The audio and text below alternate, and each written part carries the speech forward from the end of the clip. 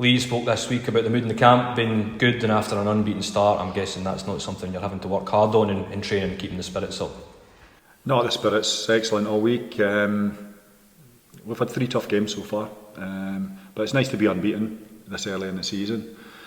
But our feet are firmly planted. We know this league can easily give you a slap in the face, so we've got to keep spirits high. We've got to keep working hard. We know exactly where we are, and it's going to be a very, very difficult game up at Cove on Saturday. The last 2 games you've come from behind in both games, and that must please you about the kind of reaction and the spirit among the camp, that you're getting that desire from the team. It's something that's carried on from last season, because ultimately last season I think we went about 85% of the games we went a goal behind and had to play catch up, but the resilience the group showed in the second half of last season was excellent, and that's continued into this season, which is good. It's really helpful, but don't get me wrong, I would rather be the team in front and trying to get a second goal in front rather than the team that's trying to play catch up. So if we can iron that out of our game, then yeah, we'll be in a much better place.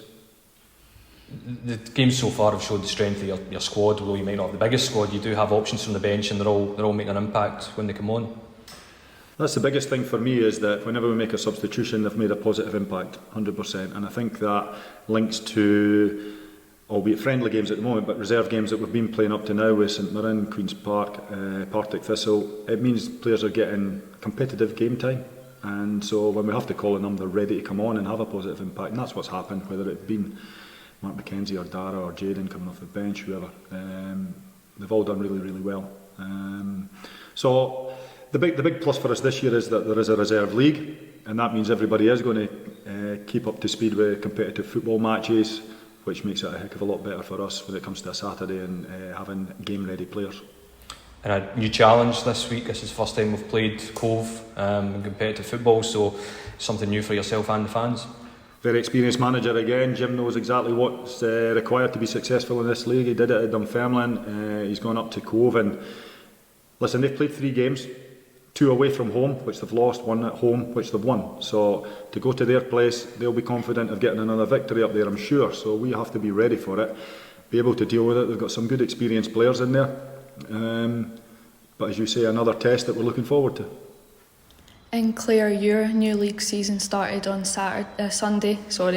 What are your thoughts on the upcoming season? It's going to be a tough season. We'll get a new structure in place. So there's only 8 teams in our league, which means we need to play them 4 times each. But what's happened with the restructure is they've raised the standard of the league, and no game's going to be an easy game. Every game will be a challenge. Last season we had teams that we kind of quite confidently would have played against and known the 3 points were coming. But this season it's unpredictable. We just don't know how it's going to go. Every single game is going to be fighting for the 3 points. And Lyndsey, it's your first home game. How important is it for you guys to have fans turn out to watch the games? Yeah, extremely important. It could be a difference between taking the 3 points home and not taking the 3 points home. When you've got that support behind you, it really does make a difference. And if you're able to make the game on Sunday, then please turn up. It'd be great. And Clare, you're the head of the Girls Academy as well, playing for the ladies team. The Girls Academy have a pathway right from the age of 5 up to the ladies team. How important is it to have that pathway in place? It's extremely important to encourage young kids to come and play. They can start at such a young age, 4 years old. Obviously we've got the panda kickers in the community as well, so even younger they can start. And at 5 there's a period of time where they can get used to the sport, and then we start to develop them as they go up the chain. And then the fact we've got a ladies team, they've got something to aim for when they're older, and the aim is to raise the standard of the game and to raise the participation levels, which in the past year has been massive. With the numbers we've got in our under 12s team, we've got 22 players. That's absolutely fantastic. The under 10s are the same, and as you go up, they know that they have an aim, and that the standards are getting raised week in, week out with what we are trying to do behind closed doors. Clare, you were saying about the standard of the football just now as well that you're going to have. You've got a great deal of experience, Scottish international experience. You've played for a good number of years as well. For you, what has been the development in women's football, and what have done the best things for it, and what is it like just now? The main thing, it's getting taken seriously, for starters. Before, when I was growing up, and even as an adult, sometimes you'd say to somebody, play football, and the shock in their face that, oh my God, a female playing football. And sometimes I'd be the only person they'd ever met that was a female footballer. But as it's getting grown and developed, and they're just starting to see it getting taken seriously, it's in the media, it's getting shown everywhere now. You meet people and you say, I'm a female footballer, and they'll say, oh, I know such and such, and you see that it's grown and people are starting to recognise you as a player. The standards have raised massively, as you see that we've got the Premier League with Glasgow City, Celtic, Rangers, they're bringing in international players. Like, the fact that this is happening in Scotland in the ladies' game is massive. I've got a quick question for Lyndsey there. Lyndsey, talking about the standard of improvement, you're known as, you're a bit of an enforcer in central midfield, aren't you? And what's it like? Is it tough in that area of the park? Yeah, obviously the standard of the league this year, it's tough in every area of the park, but especially in midfield, there's high expectations, especially when you're playing box to box, so you really have to make sure that your fitness levels are up there. You switch on in training, and you listen to your manager. Highly experienced manager we've got in now, so it's critical moving forward.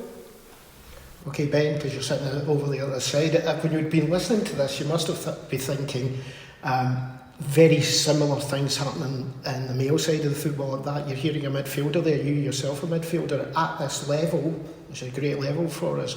Midfield is a tough ask. Yeah, it's very competitive every game you play. It's not easy. A lot of fitness, a lot of battling, but yeah, I'm used to that now, so I'm sure, it's not easy, but if you're confident in yourself and your ability, then you're capable of doing it. Ben, you've obviously had to get back up to fitness the start of this season after the injury you had at the end of last season. How have you felt yourself progressing with each game? Yourself and Murdy have been, coming on strong every game. Yeah, no, it's been good. It's been enjoyable. I was a bit rusty when I first came back, but now I feel like me and Murdy are building a good partnership now. We know how each other play. We're confident against not just any team, but any midfield you play against. Yeah, we work well and feel like we can beat anyone on our day. We were talking off camera about your family are still continuing to come up from London, to watch you every game, and it's that must be a real good support for you.